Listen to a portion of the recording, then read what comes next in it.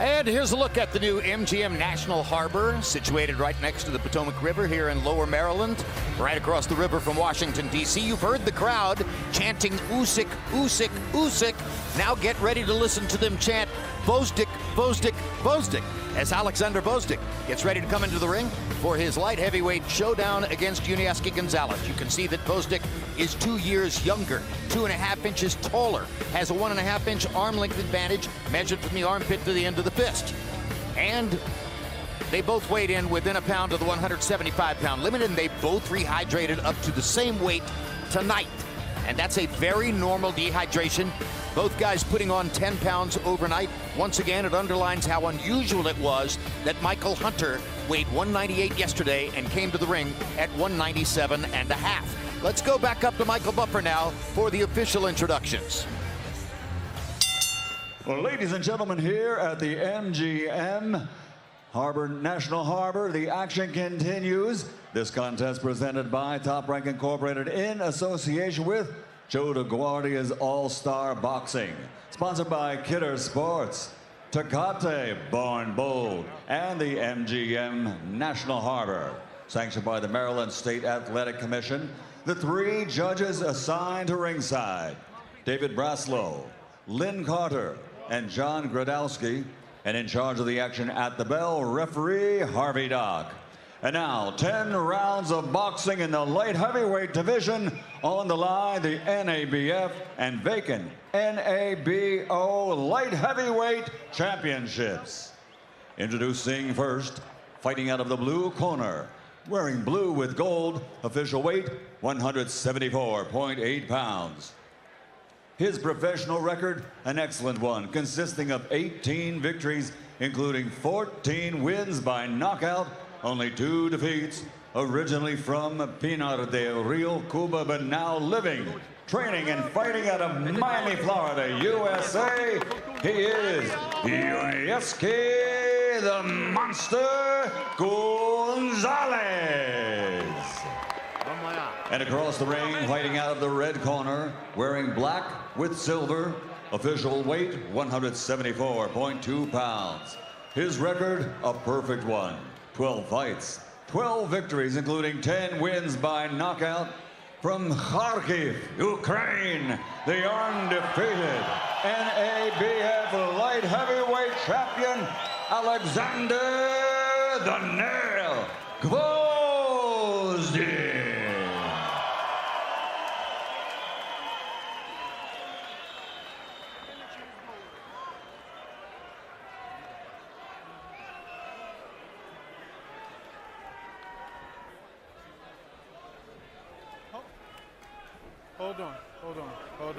Hold on, guys. They don't have the scorecards. Hang on, relax.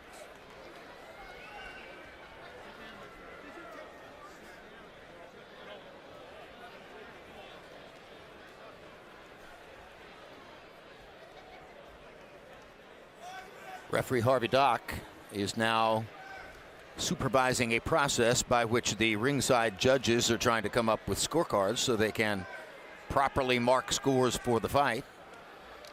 As we mentioned at the beginning of the show, this is the first time that HBO Sports has ever covered boxing matches in Maryland. We've been doing it since the late 1970s, so it's almost 40 years of boxing on HBO, and we've never been here before. Guys, we received the instructions earlier. Harvey Dock is a veteran New York referee. Protect yourself at all times. Touch gloves, took once, one switch. This is considered the most evenly matched fight of the night.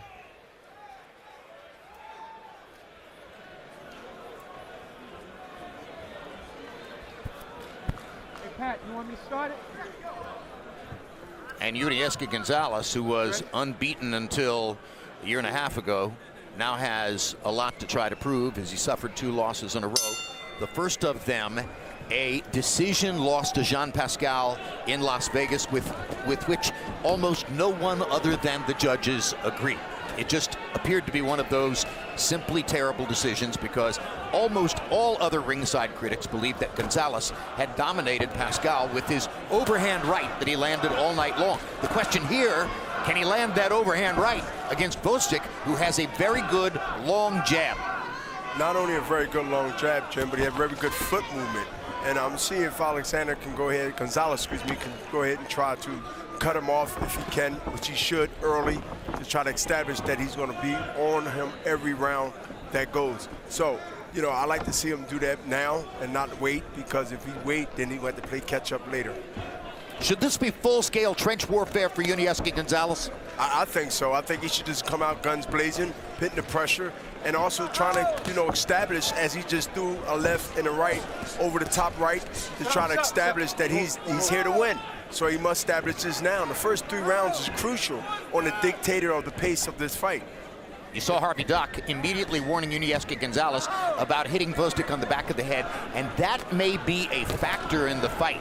Whether Dock allows Gonzalez to throw his right hand over the top and land it when sometimes it is likely to make contact on the back of the head. Gonzalez can't be distracted by the referee. He must throw the punch as he sees it, because if he don't, then he will take away one of his biggest weapons, I think. Gonzalez must continue to throw that overhand right, and every now and then drop it down to the rib cage, and then he will at least slow his guy up to be able to go ahead and get the overhand right over. But he must continue to throw what works for him. Well, let's put it this way, Bernard. If he can't throw the overhand right, he has come to a gunfight with knives.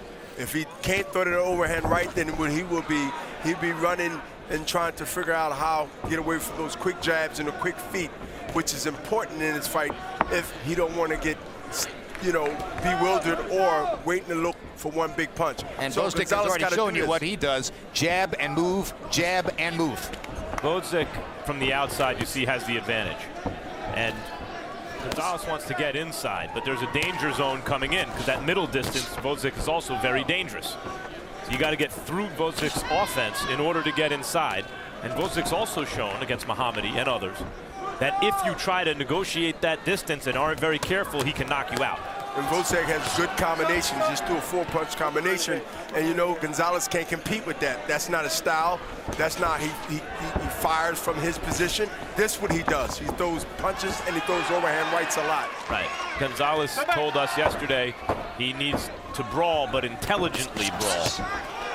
Good little flurry there by Yunieski Gonzalez, who got off the 4-punch combination. Now Gvozdyk comes back and lands a solid left hook. Good first round.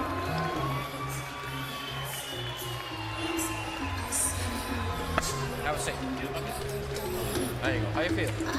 Okay. Interesting round. Keep moving. We'll keep that stiff jab. Okay. Don't give him the short distance to punch you with those hooks. Okay.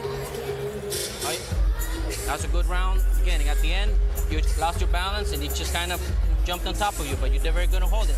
Go back to the jab. Back to jab. When he's like this, throw your combinations. Okay. Put it together. Very good. Nice round.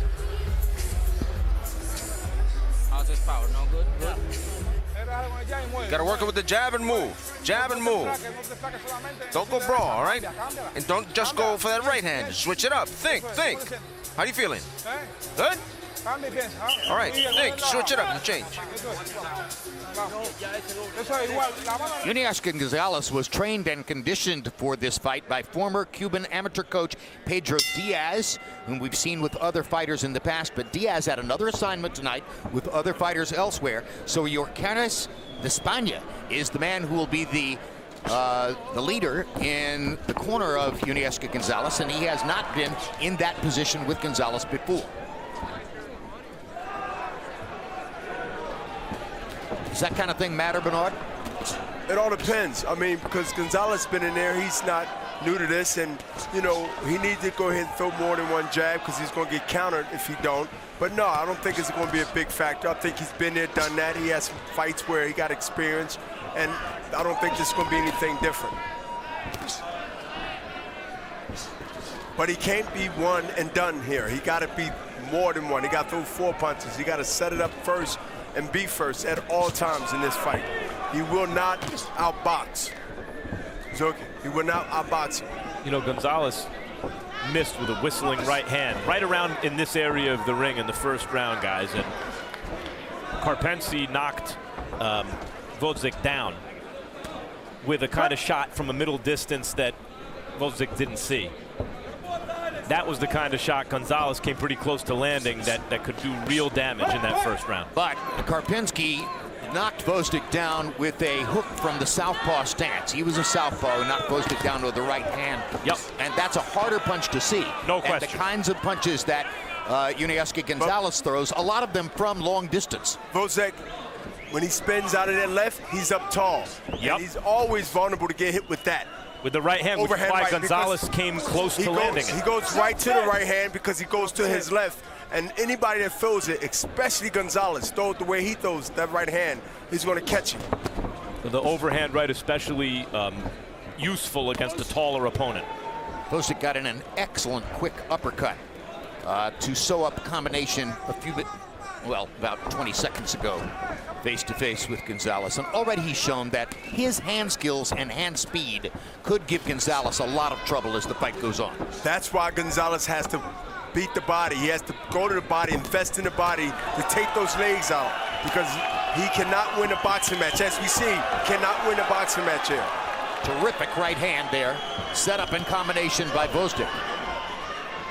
His hands are accelerating here in round 2 as he's gotten a look at the way Юниески Гонсалес fights. Especially if Gonzalez continues to stay out 3 feet away from Gvozdik. He has to get closer, he has to take that reach away, and he has to bang the body when he's punching. You do get the impression that if Gvozdik is out there where Юниески can't breathe on him, Gonzalez is at his mercy because of the hand speed difference. Gvozdik throws straighter and shorter shots. And so they land more accurately and with more force. But Gonzalez got more power in his shots, I believe. Great first couple of rounds by Gvozdik. Still to come, Vasily Lomachenko, that man right there, sitting in his dressing room and watching on the TV as his stablemate and training mate. Gvozdik goes after this victory against Gonzalez, and the opponent, Jason Sosa, a tough street kid from Camden, New Jersey, who took up boxing at age 21 because he was tired of the heat in the pizza kitchen. He was cooking pizzas 12 to 14 hours a day, and he thought almost anything would be better than this, and went to the gym to become a boxer. And in only 8 years has gotten to this point. He couldn't stand the heat, so he got out of the kitchen. That's exactly but right. into an even hotter one tonight, maybe. Second up. Second up. Jabs through round 3, or through round 2, I should say, going into round 3. Gvozdik has landed 32 jabs out of 110 thrown. Gonzalez 8 out of 50. Gonzalez needs to close the gap quickly, not stand out there to get hit with 3 or 4 punch combinations. If he continues to do this, then it'll be a boxing lesson he will receive. And in this 10-round fight, we go to Harold Letterman here in the 3rd round for his unofficial score. Harold? Okay, Jim, I got a 20-18, 2 rounds to nothing. Alexander Gvozdik. You know, Jim, he's boxing a beautiful fight. I got to tell you, left jabs, right hands, combinations. He changes direction, moves both ways, not getting hit, and he's just out boxing Gonzalez in this fight. 2-0, Alexander Gvozdik. While Harold was speaking, Gonzalez got in a left hook to the body that might have been his best punch so far. We talk about fighters with chins, and I'll mention from time to time, the fighters with the good chins are the ones who don't get hit on the chin. And Bernard brought up, Gvozdik comes out sometimes standing straight up and is susceptible to right hands. And he is. But right now he don't pay the price because Gonzalez is not throwing punches because Down goes Gonzalez, and that's a knockdown for Gvozdik. And Gonzalez nods his head. Veteran of the Cuban amateur program, been in boxing all his life. He knew.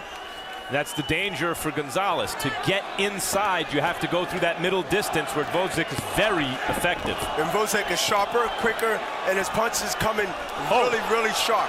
This is it, folks.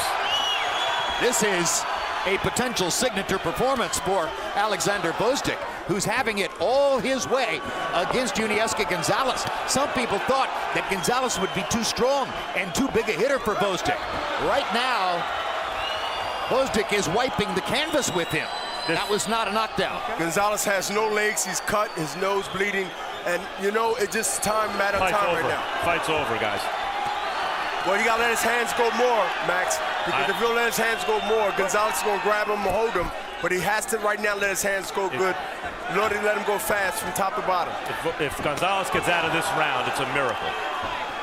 He is a determined, self-confident fighter, but he has been swamped by Gvozdik's hand speed. And his accuracy and the shortness and straightness of Gwozdik's shots. Look, A left hand will end this fight. Yeah, A left hand will end this fight. I don't know why the fight's still going on. He has no coordination, no balance. But he has heart. Yep. He has heart.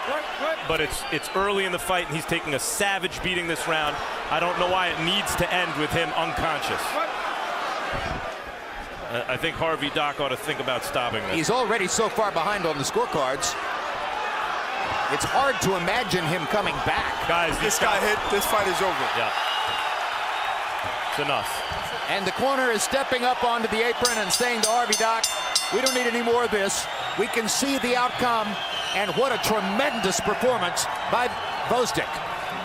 And yes, it was, and it reminded me a lot of the Muhammadi performance. If you're a fighter who's trying to get inside on Gvozdyk, boy, you better be careful how you go about doing that, because you have to go through a whole lot to get in there. If you're not going to get inside, how can you beat him with all that speed and maneuverability from the outside? Right, you got to get in. You just got to figure out how to do it. You have to figure it out, and you have to have a lot of heart and a lot of skill to get in there, because if you just walk in there, you'll see what happened to Gonzalez. I'm not surprised that Gvozdyk won. I'm shocked at the way he won. Exactly. I'm shocked too, because I knew this fight was going to be tough, but I didn't know it was going to be that one-sided. Alexander Gvozdyk got a TKO over Isaac Chilemba in his last performance on the undercard of the first Ward Kovalev fight. Chilemba's not an easy guy to put away, but he was able to do it. Now he has another feather in his cap. He has another big feather in his cap, because Gonzalez is not an easy guy to knock out. But let's take a look at the first knockdown coming up as Yunieski Gonsales tries to figure out what hit him. It comes from the jab. It comes from the jab. The jab set it all up, and then the combinations after the jab. And after he realized he had Gonzalez hurt, he finished him. And that's what most young fighters or fighters at a stage where they're ready to take the big step finish to do. But he done it, and he continued to keep throwing punches to end the fight. Gonzalez was so tough, he hung in there as long as I was shocked he lasted that long to hang in there. But eventually, he was going to get hit with one of those punches that was coming. The right hand off the jab really didn't land, but the right hand, because Gonzalez is now hanging in the wind. He's not reacting, he's fighting off of instincts right now, and that's when you get either real hurt or knocked out. So this is an opportunity now for people to take a look at what they see in front of them right now, which is a big fight coming. You saw in that previous picture that Gvozdyk had blood on the back of his head as he was going after Gonzalez. That blood had to have come from Gonzalez's nose and mouth. Yeah, because both didn't get hit. He didn't get hit anytime. So that was the blood coming from Gonzalez's mouth that eventually got on the back of his head and all over the place. All right. That brings Gvozdyk's record to 13-0, and standing in front of me now, Michael Buffer with the official particulars on the TKO.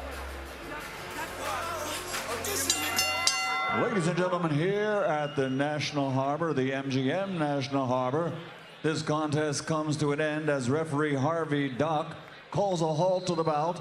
The official time, 2 minutes, 55 seconds, round number 3. The winner, still undefeated from Kharkiv, Ukraine, and now the unified NABF and NABO light heavyweight champion, Alexander "The Nail" Gvozdyk.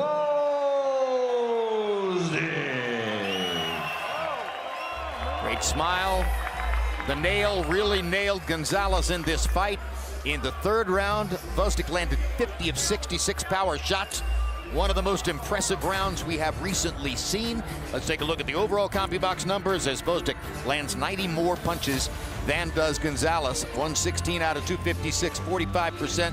Bound to be way over 50% in power punches. There you have it, 68%. No way he wasn't going to get a knockout, landing that kind of leather at that rate. 72 out of 106. I mean, you can go hit the heavy bag, and you might not be that accurate. And the heavy bag might hit you back, because that loads That's percentage unbelievable. is not going to get you there. And 44 out of 150 jabs, 29%. That's another extraordinarily high percentage. That was an amazing display of ring skill by Alexandr Gvozdik. And accuracy, and poised for the fights that he had on his resume is really, really a fresh breath of air in this weight division to see that. Max Kellerman stands by in the ring with Alexandr Gvozdik. Congratulations, Alexander. A sensational performance. Gonzalez had 2 losses coming in, but one of them was a robbery. He beat Pascal and got robbed. And the other one was a majority decision loss to Shabransky, a tough, close fight. This turned out to be a mismatch. How did you do it? I don't know. You know, my plan was to wait a little bit and start to be more active in the late rounds, but I saw this change. I catch him and I didn't let him go. So this just happened. I'm happy. You seem to be at your best when your opponent is coming toward you, enabling you to get off your offense when they're on their way in. Why is that? I don't know. You know, like I did a lot of work before this fight, and I was ready for pressure, and I was ready or moving or stay in front of him. So I just, when I felt that I am in danger, I was moving around him. When I started feeling that I can stop him, I just stood in front of him. Because we've seen boxers who can box well from a distance, but when the opponent is coming toward them, they're not throwing those punches with what Mike Tyson would call bad intentions. Yes. You're throwing your shots with bad intentions. Was the point here to get the knockout win? Yeah, I start feeling the smell of blood, so I just did my job. We've seen you on the deck from a right hand, though it was against a southpaw, and he seemed to want to catch you with his right hand, threw some whistling overhand rights. One in particular seemed to just miss you in the first round. What was your thought about taking away his right hand? You know, I got a good lessons when I was fighting with Karpenzi, so I was working on it. I also watched a lot of Yunieski's fights, and I saw that his very best weapon is his wild right hand. So I was working on it on this mistake. On the same card with your stablemates Usyk and also, of course, Lomachenko, the odds of having the most impressive performance of the night are not very high, and yet you may have just done it. Let's see what Lomachenko looks like. What are your thoughts about that? I'm very, very honored to fight with all my friends and all these guys in the same card. I'm very happy. It reminds me our past times. So I want to say congratulations to my friend Alex with impression victory, and I hope I want to wish luck for my another friend Vasily Lomachenko. I hope it's gonna be a fight without surprise. So I wish him I wish him luck and win this fight. Alexander, you're a light heavyweight. The top of the division, of course, is Kovalev and Ward, or Ward and Kovalev. We'll see after the rematch. Very close first fight. What is your plan in the immediate future? Do you think you're ready right now after that performance to challenge the very top of the 175-pound division? Yeah, I feel that I'm ready, and I'm just waiting for opportunity when I get the chance to fight for the title. That doesn't matter against who. I wish Sergey Kovalev luck in his future fight. I hope he's gonna finish what he didn't finish in the last fight. So I'd not prefer to fight against Kovalev, but it's gonna be necessary, I will. You finished that fight so unexpectedly early. Let's see if Lomachenko's ready to go. Thank you, Alexander. Tremendous performance. Jim? And you're sitting at home thinking, that guy speaks better English than the other Eastern Europeans I'm watching. Well, he chooses to live with his family in Oxnard, California. He does not go home to Ukraine between fights, as do both Usyk and Lomachenko, and that may stand him in good stead in a variety of different ways. Now let's take another look at the end of the fight. And here is Usyk really torturing Lomachenko as Gonzalez had completely lost his balance. And now you see the corner coming up onto the edge of the apron to let referee Harvey Dock know that they didn't need to see their fighter go any further against the red-hot Alexandr Gvozdik. So 2 fights in the books with our main event still to come. Vasily Lomachenko, one of the most skilled fighters in recent history, taking on once defeated Jason Sosa. There's Lomachenko, widely considered the greatest amateur in history, having won 2 gold medals for Ukraine, on his way to an amateur record overall of 396 wins, 1 loss. And his pro career's off to a blazing start, as he's claimed title belts in 2 divisions in just 8 professional fights. Tonight's assignment, once defeated Jason Sosa, who is a credible enough opponent, but enters the ring tonight an immense underdog and deserves credit simply for stepping up to the plate against Lomachenko, who is already in the position of being in the conversation as one of boxing's most avoided champions. It's tough for him to find guys to fight. Sosa did it.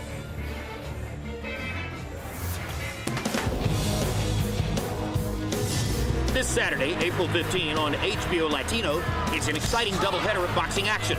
The main event features Sullivan Barrera, who's fresh off a knockout win. He takes on American prospect Paul Barker. On Tuesday, April 18, it's a new episode of the Emmy Award-winning sports journalism show, Real Sports with Bryant Gumbel. April 19, it's the return of my show, The Fight Game. Join me, Max Kellerman, Bernard Hopkins, and Melissa Stark as we examine the biggest stories and most important issues in the world of boxing. On Monday, April 24, catch the premiere of Canelo Chavez Jr., A Fighting Tradition. This 30-minute special will explore Mexico's historic boxing tradition and look forward to the upcoming showdown between the country's 2 most popular stars, Canelo Alvarez and Julio Cesar Chavez Jr. April 29, it's more Canelo Chavez Jr. programming. Alvarez and Chavez Jr. sat down with Max Kellerman for an intense face-off. And Saturday, May 6th, it's the live fight. Mexican superstar Canelo Alvarez returns to the ring after his latest knockout victory last September. A big right hand over the top by Canelo Alvarez. Now he's moving up over 10 pounds in weight to face off against Julio Cesar Chavez Jr., the popular son of the immortal Mexican boxing legend. Huge right hand. Chavez has his chance. Cinco de Mayo weekend. Canelo Chavez Jr. in an all-Mexican showdown live on HBO pay-per-view. May 20, Madison Square Garden hosts the return of Terrence Crawford. In his first appearance in 2017, the undefeated American star takes on Felix Diaz. Oh, good body shot. Mark Nelson's gonna stop the fight. June 17, it's the highly anticipated rematch between 2 pound-for-pound stars. Last November, Andre Ward and Sergey Kovalev battled for 12 rounds.